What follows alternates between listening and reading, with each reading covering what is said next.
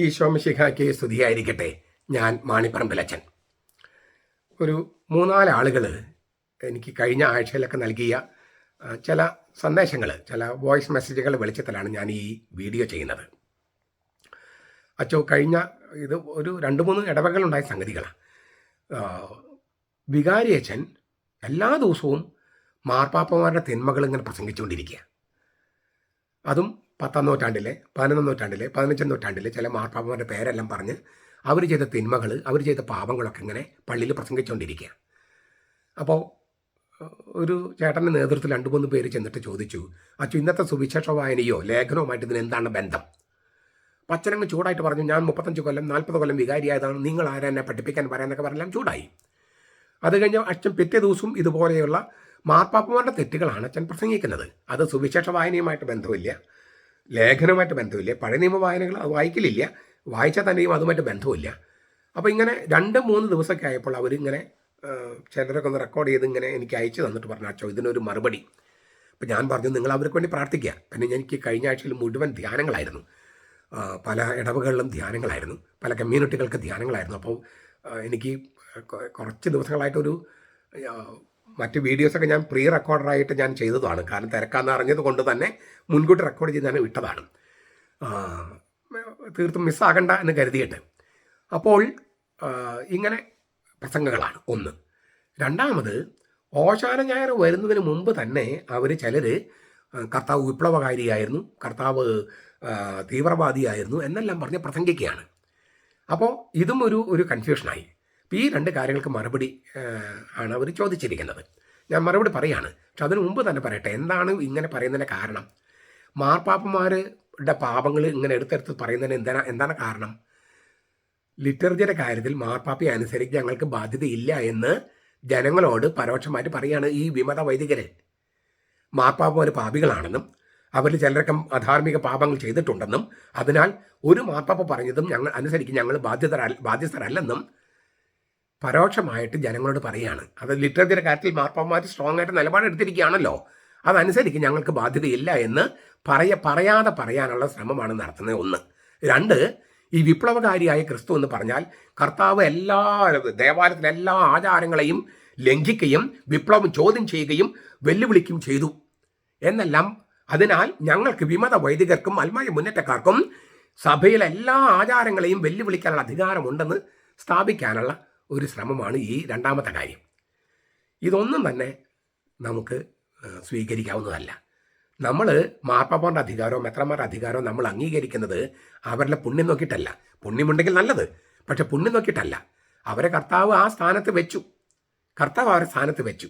അവർ പറയുന്ന അധാർമികമായ കാര്യങ്ങൾ ചെയ്യേണ്ട കാര്യമില്ല, ധാർമ്മികമായ കാര്യങ്ങൾ നമ്മൾ ചെയ്യേണ്ടതുണ്ട്. അത് അവർക്ക് കർത്താവ് അവരെ നിർത്തിയതുകൊണ്ടാണ്. അവരെക്കാൾ പുണ്യം നമുക്കുണ്ടാകുമായിരിക്കാം, പക്ഷേ നമ്മളെ അല്ല കർത്താവ് ആ സ്ഥാനത്ത് വെച്ചത്, അവരെയാണ്. യോഹന്നാൻ, യേശു സ്നേഹിച്ച ശിഷ്യനായിരുന്നു യോഹന്നാൻ. അവനെയല്ല മാർപ്പാപ്പയാക്കിയത്, കർത്താവിനെ തള്ളിപ്പറഞ്ഞ പത്രോസിനെയാണ്. പിന്നെ പത്രോസിനേക്കാൾ കേമനാക്കി പൗലോസിനെ. He was breathing threads and murder എന്നാണ് സ്ലേഖന്മാരുടെ നടപടി പുസ്തകം 9:1 പറയണേ. അത്രമാത്രം ഭീഷണി മുഴക്കിയിരുന്ന, ഒരുപക്ഷെ കൊലപാതകമൊക്കെ ചെയ്തിരുന്ന, സഭയെ പീഡിപ്പിച്ച് നശിപ്പിക്കാൻ ശ്രമിച്ച ഒരു മനുഷ്യനാണ് ഈ പൗലോസ്. പക്ഷേ ഇപ്പോൾ പൗലോസ്ലീഹയുടെ ലേഖനങ്ങളിൽ നിന്നുള്ള വായനയില്ലാതെ കുർബാനയില്ല എന്ന് പറയാം. വളരെ ചുരുക്കമാണ്, ഇല്ലാത്ത ദിവസങ്ങളുള്ളൂ. അപ്പോൾ അത്രയും വലിയ മനുഷ്യനാക്കി. അപ്പോൾ കൊലപാതകം ചെയ്ത മോശയാണ് ഇസ്രായേലിൻ്റെ നേതാവാക്കി വെച്ചത്. അപ്പോൾ ഇത് ഇങ്ങനെയുള്ള കാര്യങ്ങളൊക്കെ ഉണ്ട്. അപ്പോൾ കർത്താവ് തിരഞ്ഞെടുത്തു എന്നുള്ളതാണ് ആ പോയിന്റ്. അവരുടെ പാപം നോക്കിയിട്ട് അതനുസരിക്കില്ല എന്ന് പറയും ശരിയല്ല. അവർ പഠിപ്പിക്കുന്നത് ശരിയാണെങ്കിൽ, അതായത് വിശ്വാസത്തിനും ധാർമ്മികം ചേർന്ന് പോകുന്നെങ്കിൽ നമ്മളതനുസരിക്കണമെന്നാണ്. അത് ആ പദവിക്ക് കർത്താവ് ആ പദവിയിലേക്ക് അവരെടുത്ത് വെച്ചത് കൊണ്ടാണ്. പിന്നെ കർത്താവ് വിപ്ലവകാരിയായിരുന്നു എന്നത് തീർത്തും തെറ്റായ ഒരു നിലപാടാണ് താനും. ഇതൊന്ന് വ്യക്തമാക്കാനായിട്ട് ഞാൻ ഈ വീഡിയോയിൽ അതിൻ്റെ കുറച്ച് വിശദാംശങ്ങൾ പറയാൻ ആഗ്രഹിക്കുകയാണ്. ആദ്യമേ തന്നെ പറയട്ടെ, ഈ AD 33 കർത്താവ് മരിക്കുന്നത്. അക്കൊല്ലം ഓശാന ഞായർ മാർച്ച് 29 മാർച്ച് 29. ഏപ്രിൽ 3 ദുഃഖവെള്ളി, ഏപ്രിൽ 5 ഉയർപ്പ് ഞായർ. AD 33 അതേ ദിവസങ്ങളാണ് ഇക്കൊല്ലം വന്നിരിക്കുന്നത്. അതൊരു ഗംഭീരമായ സംഗതിയാണ്. ഈ ഓശാന ഞായർ എന്ന് പറഞ്ഞ മാർച്ച് 29 കർത്താവ് ബഥാനിയയിൽ നിന്ന് ഒലിവുമലയുടെ ജെറൂസലമിനെ കിഴക്കാണ് ഒലിവുമല, അതിൻ്റെ ഇങ്ങനെ ചരിവിലുള്ള സ്ഥലമാണ് ബഥാനിയ. അവിടെ നിന്ന് ഇങ്ങനെ ജെറൂസലമിലേക്ക് പ്രവേശിക്കുകയാണ്. കഴുതപ്പുറത്താണ് ആ യാത്ര. ആ കഴുതപ്പുറത്ത് വരും അതിനു മുമ്പ് തന്നെ യാത്ര, കുറേ നേരം യാത്ര ചെയ്യുന്നത് നടന്ന് യാത്ര ചെയ്യാണ്. തീർത്ഥാടകരുണ്ട്. ഈ തങ്ങളുടെ കൂട്ടത്തിലുള്ള ഈശോയാണ് മിശിഹ എന്ന് സാധ്യത, അങ്ങനെ അത് വെളിപ്പെടാനുള്ളൊരു കാരണമുണ്ടായി ബർത്തിമേസിന് കാഴ്ച കൊടുക്കുന്നത്. മർക്കോസിന് സുവിശേഷമാണെങ്കിൽ 10-ാമത്തെ അധ്യായം അവസാനത്തെ രംഗമാണ്. ബർത്തിമേസിന് കാഴ്ച കൊടുത്തപ്പോൾ ഇവൻ തന്നെയല്ലേ നാം പ്രതീക്ഷിച്ചിരിക്കുന്ന മിശിഹ എന്ന ചിന്ത വന്നു. അപ്പോഴാണ് ഈ വന്ന തീർത്ഥാടകരെല്ലാം അവരിൽ പലരും അപ്പോഴേക്കും കഴുതയെ കൊണ്ടുവന്നു. കഴുത ഇല്ലേ, കുറച്ചു നേരം കഴുതപ്പുറത്ത്, കുറച്ചു നേരം കഴുതക്കുട്ടിയുടെ പുറത്ത്. അതിനൊക്കെ അർത്ഥങ്ങളുണ്ടെന്ന് ഞാൻ കഴിഞ്ഞ ഈ ഞായറാഴ്ചത്തെ വായനയ്ക്കുള്ള എൻ്റെ പ്രസംഗത്തിലൊക്കെ പറഞ്ഞിട്ടുണ്ട്. എന്തുകൊണ്ടാണ് കഴുതയുടെ പുറത്ത് കുറച്ച് നേരം ഇരുന്നു, പിന്നെ കഴുതക്കുട്ടിയുടെ പുറത്ത് ഇരുന്നു, അതൊക്കെ ഞാൻ പറഞ്ഞിട്ടുണ്ട്. ഇങ്ങനെയൊക്കെ വരുമ്പോൾ ഈ ജനങ്ങൾ കുറച്ച് പേര് വസ്ത്രം വിരിച്ചു ഇങ്ങനെ കർത്താവിൻ്റെ രാജാവായിട്ട് ഇങ്ങനെ എഴുന്നള്ളിച്ച് കൊണ്ടുവരികയാണ്. അങ്ങനെ ഞായറാഴ്ച കർത്താവ് ദേവാലയത്തിൽ വന്നു. ദേവാലയം ഒക്കെ ഒന്ന് സൂക്ഷിച്ച് വീക്ഷിച്ചു. തിരിച്ച് ബഥാനിയയിലേക്ക് തിരിച്ചു പോയി. ആ ആഴ്ചയിൽ മുഴുവൻ, വലിയ ആഴ്ചയിൽ മുഴുവൻ കർത്താവ് താമസിച്ചിരുന്നത് ബഥാനിയയിലാണ്. മിക്കവാറും ലാസറിൻ്റെയും മർത്തായുടെയും മറിയത്തിൻ്റെയും വീട്ടിലായിരിക്കാനാണ് സാധ്യത. ഈ പിറ്റേ ദിവസം തിങ്കളാഴ്ച കർത്താവ് അവിടെ നിന്ന് വീണ്ടും നടന്ന് ഈ ബഥാനിയയിൽ നിന്ന് 2.5 കിലോമീറ്ററൊക്കെ ഉള്ളൂ, അവിടെ നിന്ന് നടന്ന് ജെറൂസലമിലേക്ക് വരികയാണ്. ആ വരുന്ന വഴിയിലാണ് ഈ അത്തിവൃക്ഷത്തെ ശപിക്കുന്നത്. അത് കഴിഞ്ഞ് ദേവാലയം ശുദ്ധീകരിക്കുകയാണ്. ദേവാലയം ശുദ്ധീകരിച്ചിട്ട് കർത്താവ് തിരിച്ചു പോകുമ്പോഴാണ് ഈ അത്തിവൃക്ഷം വാടിപ്പോയതായിട്ടും ഉണങ്ങിപ്പോയതായിട്ട് കാണുന്നത്. ഈ ഓശാന ഞായറാഴ്ച ഇവർ വന്നപ്പോൾ യോഹന്നാന്റെ സുവിശേഷം പറഞ്ഞത് കുരുത്തോല അല്ലെങ്കിൽ ഈന്തപ്പനയോല എടുത്തുനിന്നാണ്. ഈന്തപ്പനയോല അല്ലെങ്കിൽ കുരുത്തോല. നമ്മൾ പലപ്പോഴും ഒലിവലിയാന്ന് പറയും, പക്ഷെ കുരുത്തോല എന്നാണ് യോഹന്നാൻ എഴുതിയിരിക്കുന്നത്. അതാണ് കുറച്ചുകൂടി ചരിത്രപരമായി സത്യം. ഈന്തപ്പനയോല അല്ലെങ്കിൽ കുരുത്തോല, അതിനുള്ള ഗ്രീക്ക് വാക്ക് ഫീനിക്സ് എന്നാണ്. ഫീനിക്സ് എന്ന് പറഞ്ഞാൽ ഒരു മിത്തിക്കൽ ബേർഡിൻ്റെ വാക്ക് കൂടിയാണത്. അതായത് ഒരൊറ്റ പക്ഷിയുള്ളൂ, അത് മരിക്കുന്നു, അതിൻ്റെ ചിതയിൽ നിന്ന് ഉയർത്തെഴുന്നേൽക്കുന്നു. അതുകൊണ്ട് ഈശോയുടെ തിരുവുത്ഥാനത്തിന് വളരെ ഗംഭീരമായ ഒരു പ്രതീകമാണ് ഈ ഫീനിക്സ് എന്ന പക്ഷി. പക്ഷെ ഫീനിക്സ് എന്ന വാക്കിനർത്ഥം കുരുത്തോല അല്ലെങ്കിൽ ഈന്തപ്പനയോല എന്നാണ്. നമ്മുടെ കൊച്ചി ഇൻ്റർനാഷണൽ എയർപോർട്ടിൻ്റെ ചിഹ്നം കുരുത്തോലയാണ് ഇല്ലേ? ഫീനിക്സ് പക്ഷിയെ പോലെ ചിതയിൽ നിന്ന് ഉയർത്തെഴുന്നേൽക്കുന്ന ആ നല്ല ഒരു ചിഹ്നമാണ്. പക്ഷേ അത് ഈശോയുടെ തിരുവുത്ഥാനത്തിനും നല്ല ചിഹ്നമാണ്. അതുകൊണ്ടാണ് നമ്മൾ ഈ ഓശാന ഞായറാഴ്ച കുരുത്തോല പിടിച്ചുകൊണ്ട് കർത്താവിനെ എതിരേൽക്കുന്നു. കാരണം 8-ാം ദിവസം, 8 ഈശോയുടെ നമ്പറാണ്, 8 ഈശോയുടെ നമ്പറാണ്. ആ 8-ാം ദിവസം അവൻ മരിച്ചവൻ ഉയർത്തെഴുന്നേൽക്കും.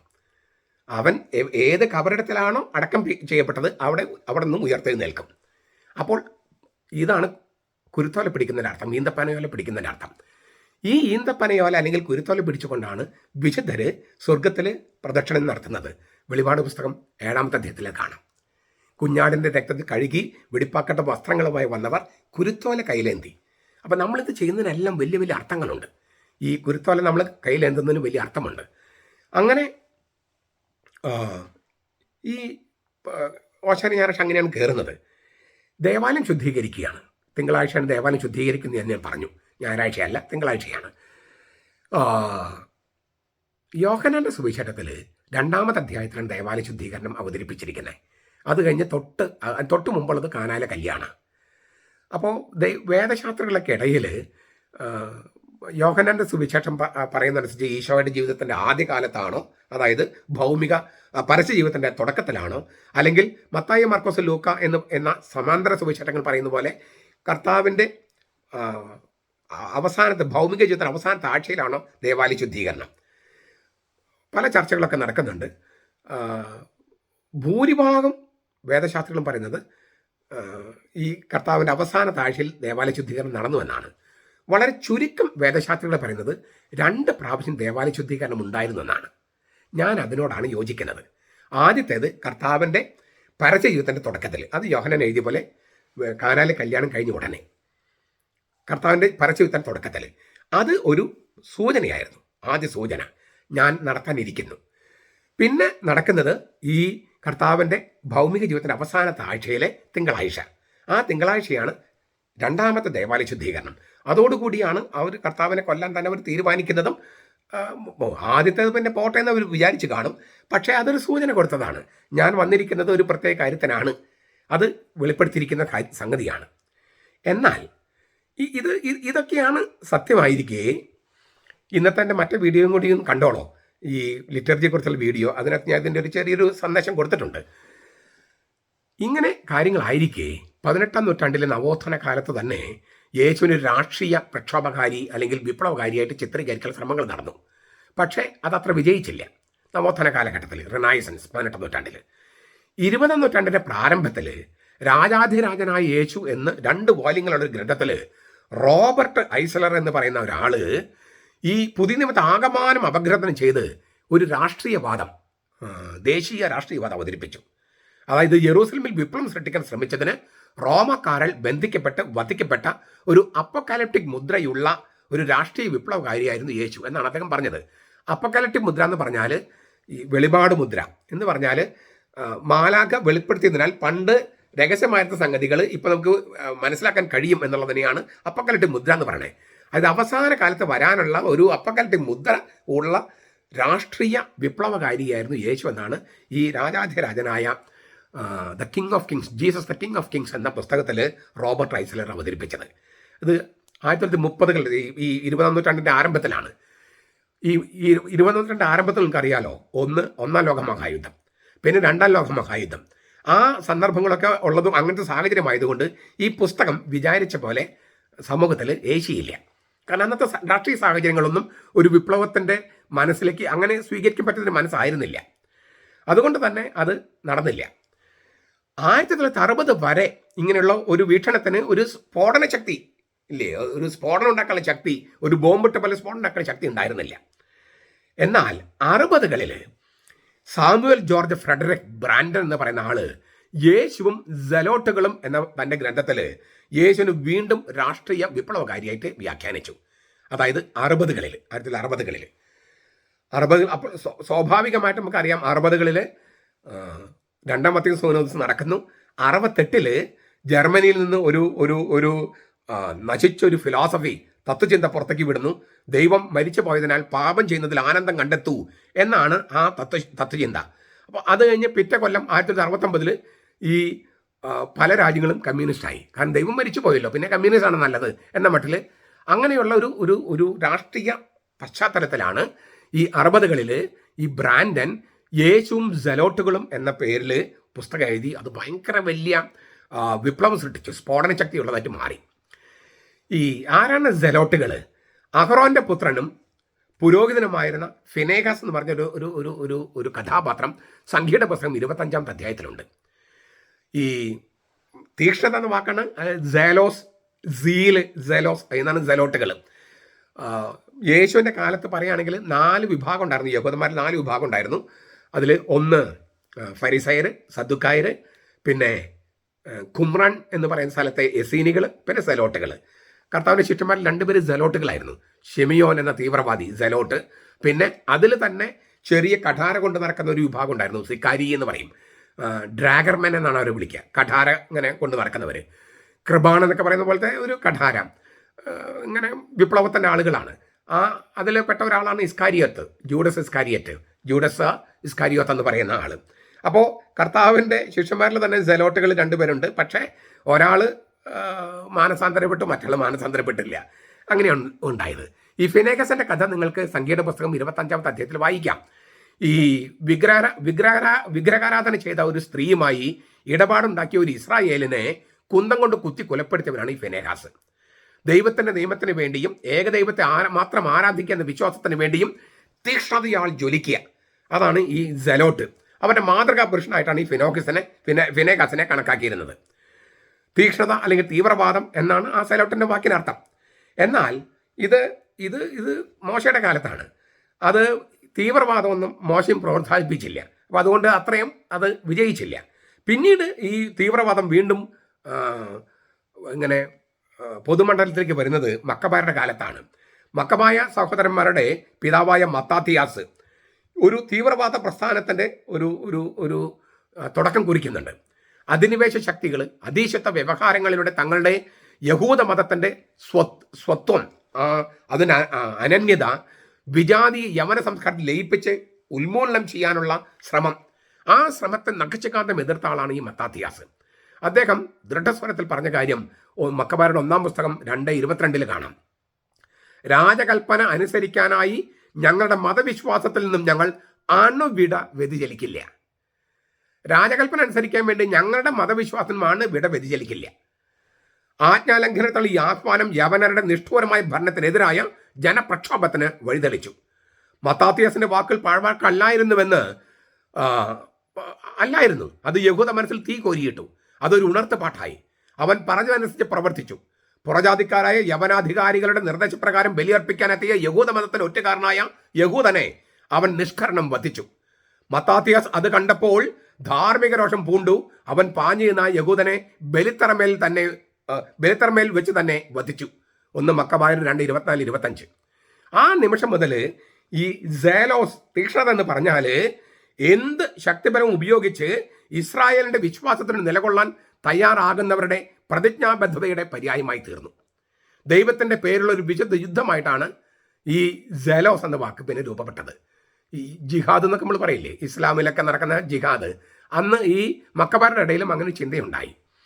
ഇസ്രായേലിന്റെ ധർമ്മത്തെയും സ്വാതന്ത്ര്യത്തെയും സംരക്ഷിക്കാൻ വേണ്ടി അക്രമത്തിന്റെ മാർഗത്തിലൂടെ സഞ്ചരിക്കാനുള്ള കാഹളധ്വനിയായി മാറി ഈ സെലോട്ടുകളുടെ ഈ തീക്ഷ്ണത. പിന്നെ ഇത് BC 166, 168, 167 കാലയളവിലാണ് ഈ മക്കബാരുടെ കഥ. അത് കഴിഞ്ഞ് പിന്നെ വീണ്ടും ഈ സെലോട്ടുകൾ പിന്നെയും ഉണർന്നു വരുന്നത് ലൂക്കാസിന്റെ സുവിശേഷം 2-ാമത്തെ അധ്യായത്തിൽ ഒരു കണക്കെടുപ്പിനെ കുറിച്ച് പറയുന്നുണ്ട്. അത് 2 ഘട്ടമായിട്ട് നടന്നത്. ആദ്യത്തെ ഘട്ടത്തിലാണ് ഈ പേരുകളൊക്കെ രജിസ്റ്റർ ചെയ്യുക. അതിൻ്റെ പേരിലാണ് തിരുക്കുടുംബം നസ്രത്തിൽ നിന്നും ബേത്ലഹേമിലേക്ക് പോകേണ്ടി വന്നത്. 2-ാമത്തെ ഘട്ടത്തിൽ ടാക്സ് എടുക്കാൻ വേണ്ടിയുള്ള ടാക്സ് ഈ പിരിക്കാനുള്ള, അതാണ് 2-ാമത്തെ ഘട്ടം. അത് നടന്നത് ക്രിസ്തുവർഷം 6-ലാണ്. ക്രിസ്തുവർഷം 6-ൽ. മറ്റേത് നടന്നത് BC 2-ലാണ് 1-ാമത്തെ ഘട്ടം. 3-ന്റെ അവസാനം, BC 3-ന്റെ അവസാനം 2-ന്റെ ആദ്യത്തിലാണ് 1-ാമത്തെ ഘട്ടമായത് ഈ കണക്കെടുപ്പിന്റെ. 2-ാം ഘട്ടം ടാക്സ് നിശ്ചയിക്കാൻ, നികുതി നിശ്ചയിക്കാനുള്ള 2-ാം ഘട്ടം നടന്നത് ക്രിസ്തുവർഷം 6-ലാണ്.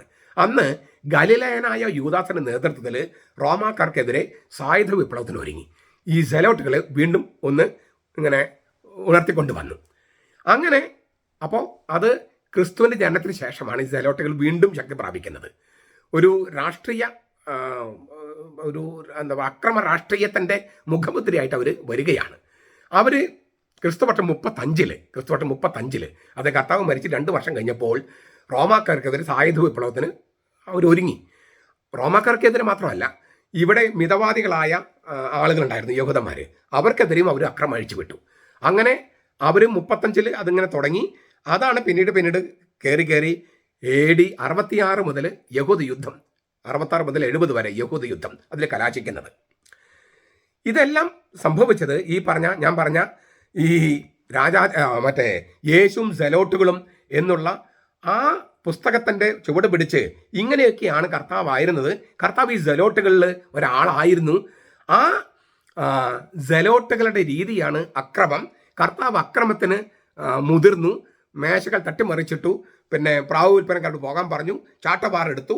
അങ്ങനെയുള്ള ഇതെല്ലാം ഞാൻ ഈ പറഞ്ഞ തരത്തിലുള്ള തീവ്രവാദങ്ങൾ മുഴുവൻ കർത്താവ് ചെയ്തു എന്നാണ് ഈ ബ്രാൻഡൻ യേശുവും സെലോട്ടുകളും എന്ന പുസ്തകത്തിൽ എഴുതിയത്. അത് ലാറ്റിൻ അമേരിക്കൻ രാജ്യങ്ങളിൽ പല മെത്രാന്മാരും വൈദികരും അതൊക്കെ ഏറ്റുപിടിച്ചു. അങ്ങനെ ഒരു മെത്രാൻ തന്നെ രാഷ്ട്രീയത്തിൽ ഇറങ്ങി. അദ്ദേഹം അവിടുത്തെ ബ്രസീലിനെ മറ്റോ എവിടെയോ ഒരു പ്രസിഡൻ്റൊക്കെ ചെയ്തു.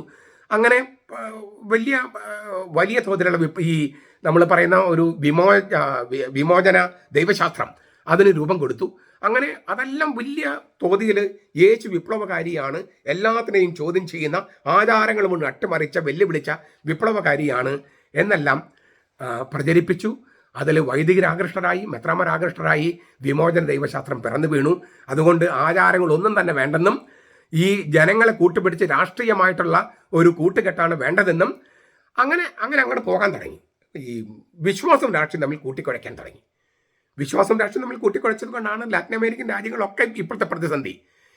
എന്താണ് രാഷ്ട്രീയം? രാഷ്ട്രീയം എന്ന് പറഞ്ഞാൽ the game of the opportunity എന്ന് പറയുക. അവസരത്തിനൊത്തുള്ള കളിയാണ് രാഷ്ട്രീയം. എവിടേക്കാണോ അങ്ങനെ ഒരു തൂക്കമുള്ളത്, ഏത് തട്ടാണ് താഴ്ന്നിരിക്കുക അവിടേക്ക് മാറി നിൽക്കുക. അപ്പോൾ അധികാരത്തിൽ ഇങ്ങനെ പിടിച്ചു നിൽക്കാൻ പറ്റും. അധികാരത്തിന് വേണ്ടി അവസരവാദം, അവസരം ഉപയോഗിക്കുക. അതാണ് രാഷ്ട്രീയം. അങ്ങനെ വരുമ്പോൾ വിശ്വാസവും രാഷ്ട്രീയം തമ്മിൽ കൂട്ടിക്കെട്ടിയാൽ എന്താ ഉണ്ടാകുക? വിശ്വാസം രാഷ്ട്രീയം തമ്മിൽ കൂട്ടിക്കെട്ടിയാൽ ഉണ്ടാകുന്നത് വിശ്വാസം ക്ഷയിക്കും. ഇപ്പം നമ്മൾ ചില രാഷ്ട്രീയ കൂട്ടുകെട്ടുകളൊക്കെ നമ്മൾ കാണുന്നുണ്ട്. ഇലക്ഷൻ സമയമാണ്. ആൾക്കാർ വിചാരിക്കുന്നത് ഈ മത തീവ്രവാദ പ്രസ്ഥാനങ്ങളുണ്ട്, തീവ്രവാദം ഇല്ലാത്ത മതപ്രസ്ഥാനങ്ങളുണ്ട്, അവരെല്ലാം രാഷ്ട്രീയത്തിൽ വലിയ ശക്തികളെന്നൊക്കെ വിചാരിക്കുന്നുണ്ട്. നമുക്ക് ദൈവവിശ്വാസം ഇല്ലാത്തത് കൊണ്ടോ ദൈവം കാണുന്ന കാര്യങ്ങൾ കാണാത്തത് കൊണ്ടോ നമുക്കൊരു പേടിയുണ്ട്. എന്താണ് പേടി? ഇവരെല്ലാം കൂടി അധികാരം കയ്യാളി കുറച്ച് കഴിയുമ്പോൾ നമ്മൾ ക്രിസ്ത്യാനികളൊക്കെ ആക്രമിച്ച് കൊല്ലപ്പെടും. ഇപ്പം ഇറാഖിൽ കണ്ടില്ലേ, അവിടെ കണ്ടില്ലേ, ഇവിടെ കണ്ടില്ലേ എന്നൊക്കെ നമ്മൾ ചോദിക്കുന്നത്. തീർച്ചയായിട്ടും ക്രിസ്ത്യാനികൾ പീഡിപ്പിക്കപ്പെടുന്നുണ്ട് എല്ലാ രാജ്യങ്ങളിലും. അതായത് 200 കോടി ക്രിസ്ത്യാനികളിൽ 30-35 കോടി ക്രിസ്ത്യാനികൾ പീഡിപ്പിക്കപ്പെടുന്നുണ്ട്. പക്ഷെ അതിനനുസരിച്ച് ക്രിസ്തുധർമ്മം വിജയിക്കുന്നുണ്ട് താനും. അക്രമത്തിലൂടെയല്ല വിജയിക്കുന്നത്, സമാധാനത്തിലൂടെയാണ്. അപ്പോൾ വിശ്വാസവും രാഷ്ട്രീയവും തമ്മിൽ കൂട്ടിക്കെട്ടിയാൽ വിശ്വാസത്തിൽ ക്ഷയം വരും. ഇപ്പോൾ ഈ തീവ്രവാദ പ്രസ്ഥാനങ്ങൾ രാഷ്ട്രീയമായിട്ട് ഇലക്ഷൻ നിൽക്കുകയോ നിൽക്കാതിരിക്കുകയോ ചെയ്യുന്നത് കണ്ടുമ്പോൾ പേടിക്കേണ്ട കാര്യമൊന്നുമില്ല. ഏകസത്യ ദൈവം നമ്മുടെ കർത്താവ് യേശു മിശിഹായുടെ പിതാവായ ദൈവമാണെങ്കിൽ, നമ്മുടെ കർത്താവ് യേശു ഏക രക്ഷകനാണെങ്കിൽ, അവൻ ദൈവമാണെങ്കിൽ നമ്മൾ പേടിക്കേണ്ട കാര്യമില്ല. എന്ന് വിചാരിച്ച് നമ്മൾ ചെയ്യേണ്ട കാര്യം ചെയ്യേണ്ടതല്ല ഞാൻ പറഞ്ഞത്. പക്ഷേ അവർ ചെയ്യുന്ന പോലെ നമ്മളും ഇങ്ങനെ വിശ്വാസത്തെ രാഷ്ട്രീയമായിട്ട് കൂട്ടിക്കെട്ടണമെന്ന് വാദിക്കുന്നതിനോട് ഞാൻ ഒട്ടും യോജിക്കുന്നില്ല. അങ്ങനെ ചെയ്യുന്നവർക്ക് ചിലർക്കൊക്കെ ഞാൻ നേരിട്ട് മറുപടി കൊടുത്തിട്ടുണ്ട്, ചിലർക്കൊക്കെ ഞാൻ വീഡിയോസിൽ മറുപടി കൊടുത്തിട്ടുണ്ട്. ഞാൻ പറഞ്ഞതാണ് സത്യമെന്ന് കാലമെന്ന് തെളിയിക്കും. കാരണം ഇതൊരു അത്ര സ്വീകരിക്കാനായിട്ട് അത്ര നല്ല വിശ്വാസം ദൈവത്തിൻ്റെ പരിപ്രേക്ഷ്യത്തിൽ കാണാൻ കഴിയുന്നില്ലെങ്കിൽ നമുക്കിതൊക്കെ പേടിയുളവാക്കുന്ന കാര്യങ്ങൾ തന്നെയാണ്. പക്ഷേ ഈ ഇറാഖിൽ തന്നെയാണെങ്കിലും ഇസ്രായേലിൽ തന്നെയാണെങ്കിലും നോക്കുക, 70 അവർ ചിതറയ്ക്ക് പോയിട്ട് പിന്നെ 47 തിരിച്ചു വരുന്നത്. ഇത്രയും കൊല്ലം കഴിഞ്ഞിട്ട് അവർ ജീവിച്ചു. അത് കർത്താവിൻ്റെ പണിയല്ലേ? അപ്പോൾ ക്രിസ്ത്യാനികളൊക്കെ അങ്ങനെ തന്നെ ആയിരിക്കില്ലേ? തിരഞ്ഞെടുക്കപ്പെട്ട ജനം അങ്ങനെയല്ലേ ദൈവം കൊണ്ട് നടക്കുക? അപ്പോൾ നമ്മൾ അമിതമായിട്ട് ഈ പൊളിറ്റിക്സിലും രാഷ്ട്രീയത്തിലും സൈന്യത്തിലും ഒന്നും നമ്മൾ ആശ്രയിക്കാൻ പാടില്ല. അത് ശരിയല്ല, കർത്താവിൻ്റെ രീതിയല്ല. അങ്ങനെയൊരു വിപ്ലവകാരി അല്ല യേശു. എല്ലാ നിയമങ്ങളും ലംഘിക്കാനായിട്ട് ആവശ്യപ്പെട്ട ഒരു വിപ്ലവകാരി അല്ല യേശു. അതുകൊണ്ട് വിമത വൈദികർ പറയുന്ന ഒന്നും തന്നെ ഇല്ല. അവർ ഈ സഭയെ അനുസരിക്കാതിരിക്കാൻ വേണ്ടി പറയുന്ന ന്യായങ്ങളാണ്. നിങ്ങളത് ചെവിക്കൊള്ളരുത്. അത് തിരുവചനമല്ല, നമ്മുടെ കർത്താവ് ചോദിച്ചേണ്ട മനസ്സല്ല.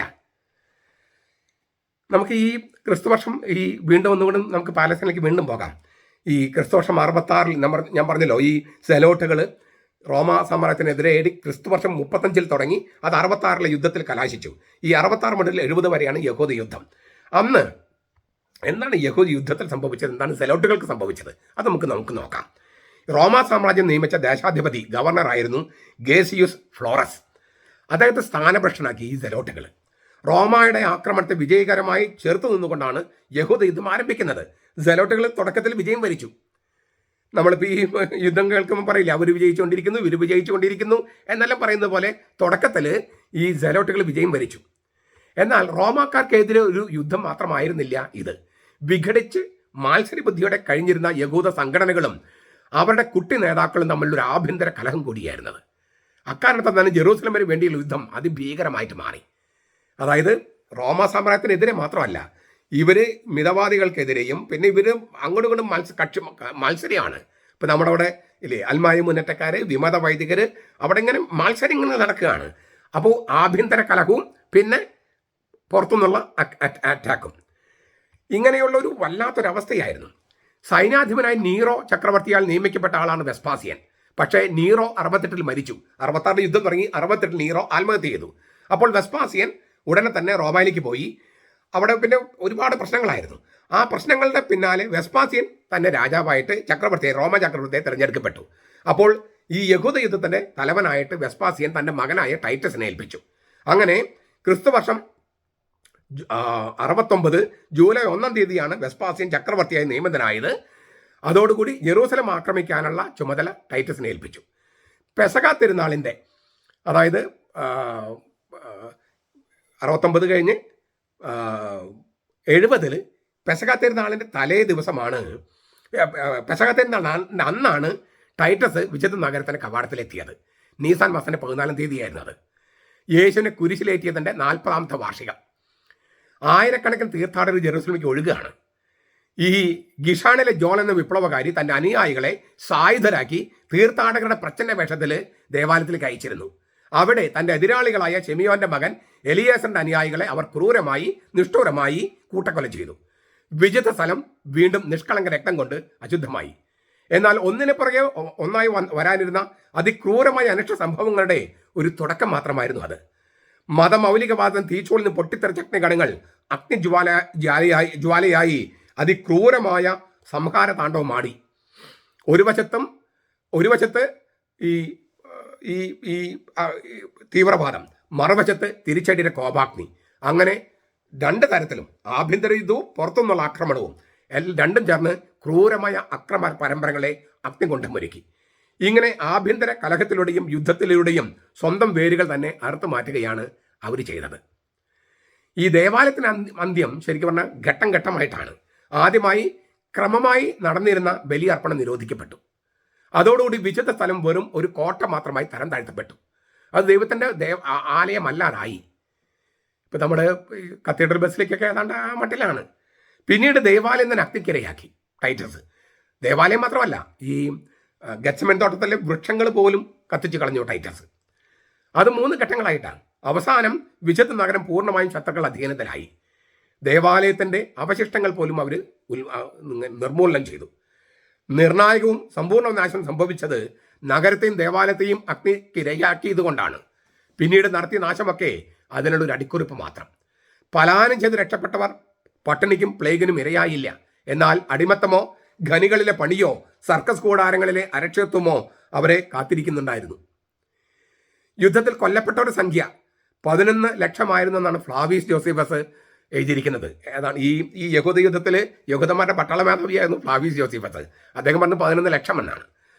ഈ 6 ലക്ഷം എന്നാണ് ഒറോസിയസും ടാസിറ്റസും രേഖപ്പെടുത്തിയിരിക്കുന്നത്. റോമൻ ചരിത്രകാരനാണ് ടാസിറ്റസ്. ഇതൊക്കെ ചിലപ്പോൾ അതിശക്തി കലർത്തിയിട്ടുണ്ടാകാം.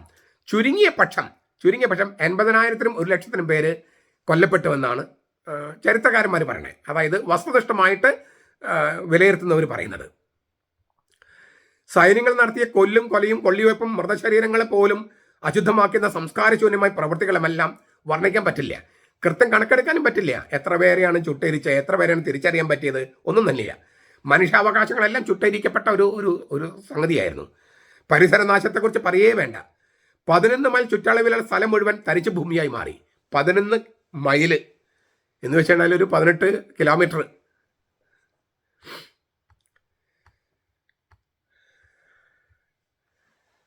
ഈ ദാനിയേലിൻ്റെ പ്രവചനത്തെ അടിസ്ഥാനമായി കർത്താവ് പറയുന്നുണ്ടില്ലേ, ദൈവത്തിൻ്റെ സൃഷ്ടികർമ്മത്തെ ആരംഭം മുതൽ ഇന്ന് വരെ ഉണ്ടായിട്ടില്ലാത്തതും ഇനി ഒരിക്കലും ഉണ്ടാകാത്തതും കഷ്ടതകൾ ആ ദിവസം ഉണ്ടാകും. മർക്കോസ് 13:39 ദാനിയേൽ 12:1 കോട്ട് ചെയ്തുകൊണ്ട് കർത്താവ് പറയുന്നുണ്ട്. ഈ നാടകീയ സംഭവങ്ങളെല്ലാം അരങ്ങേറുന്നിടയിൽ വളരെ ദൗർഭാഗ്യകരമായ മറ്റു സംഭവം നടന്നു. ചരിത്രത്തിൽ ആകമാനം നോക്കിയാൽ ഇങ്ങനെ സംഭവങ്ങൾ കണ്ടു വരാം. പക്ഷേ രക്ഷാചരിത്രത്തിന് അതിലും വലിയ പ്രാധാന്യമുണ്ട്. മതങ്ങൾ ചരിത്രത്തിന് മാത്രമല്ല, മാനവരാശിക്ക് ആകമാനം വ്യാപകമായ ഫലം ഉളവാക്കുന്ന ഒരു വഴിത്തിരിവായിരുന്നു ആ സംഭവം. അത് നടന്നത് ക്രിസ്തുവർഷം 70-ലാണ്, ഓഗസ്റ്റ് മാസം 5-ാം തീയതി.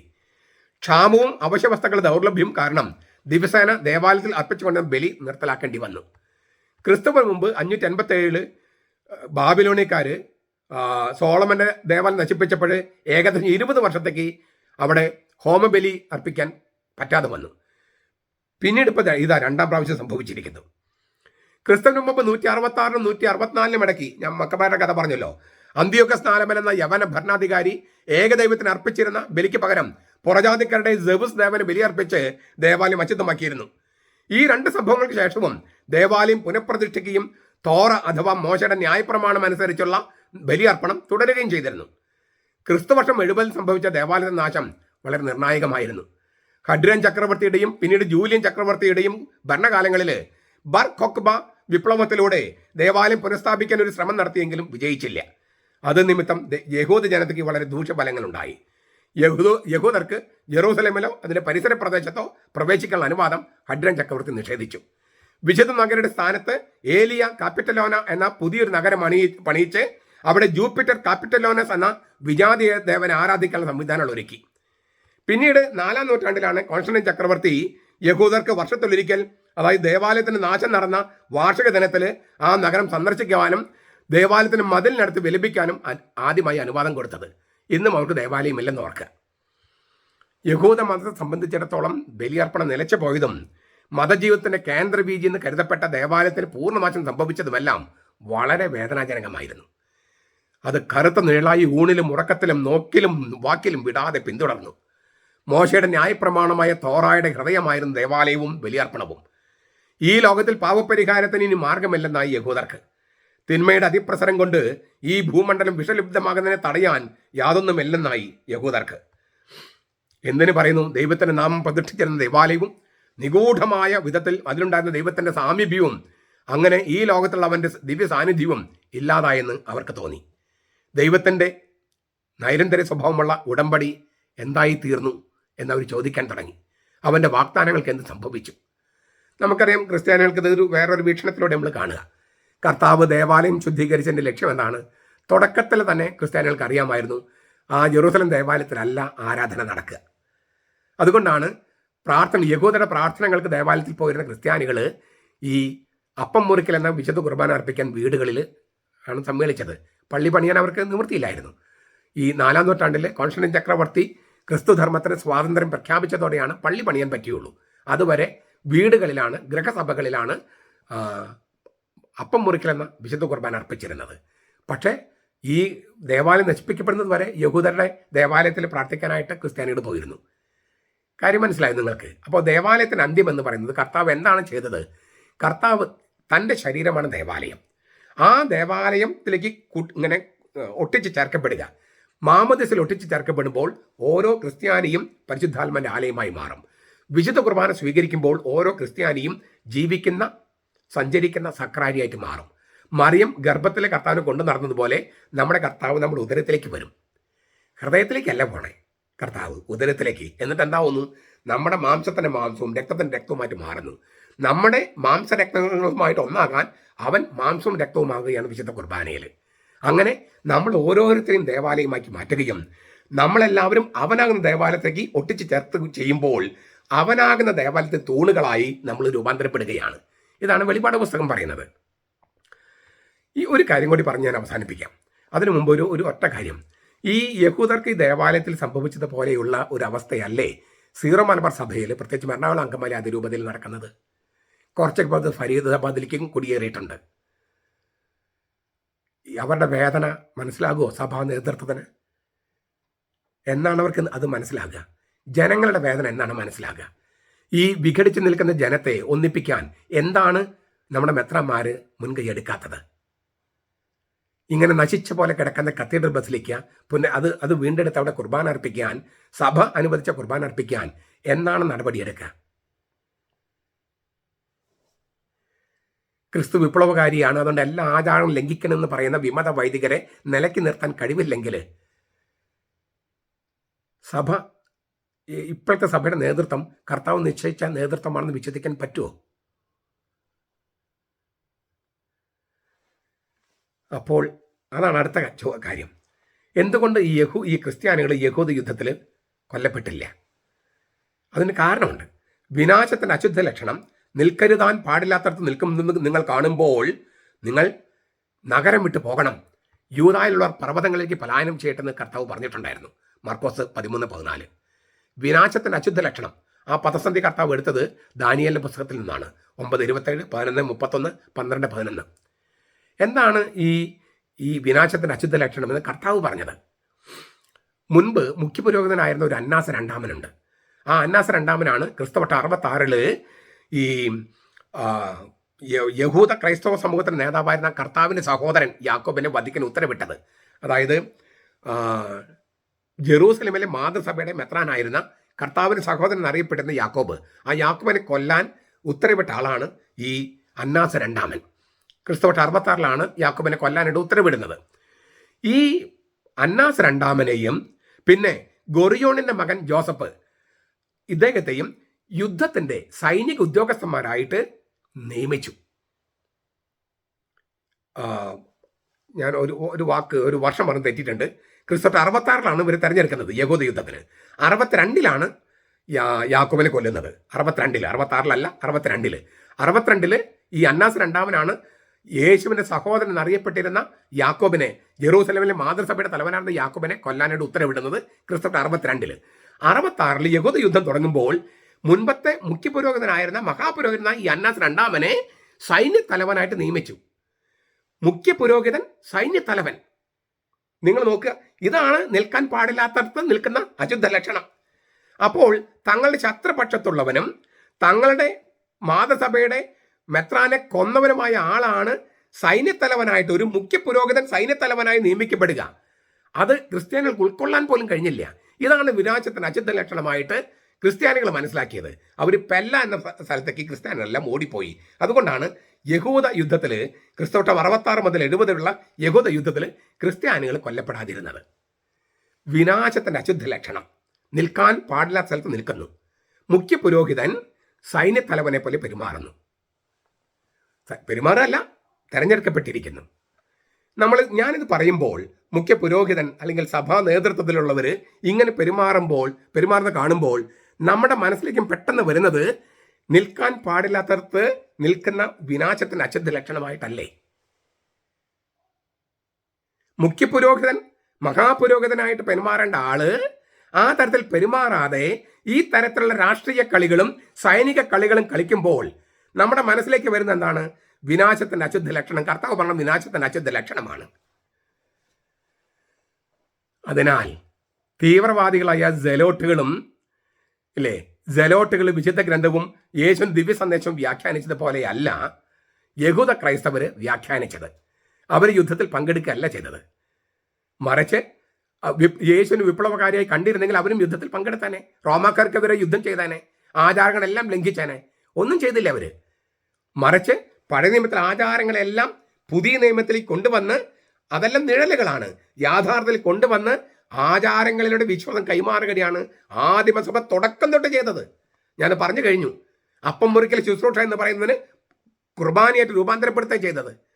ആചാരങ്ങളൊന്നും ലംഘിക്കുകയല്ല, അതിനെ ഉദാത്തീകരിക്കുകയും ചെയ്തത്, പുതിയ അർത്ഥങ്ങൾ കൊടുക്കുകയാണ് ചെയ്തത്.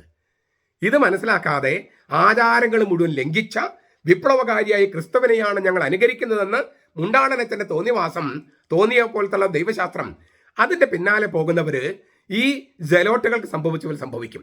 ജലോട്ടുകൾ ഈ യഹൂദ യുദ്ധത്തോടെ അന്യം നിന്ന് പോയി. ഇന്ന് വരെ ഉണ്ടായിട്ടില്ല.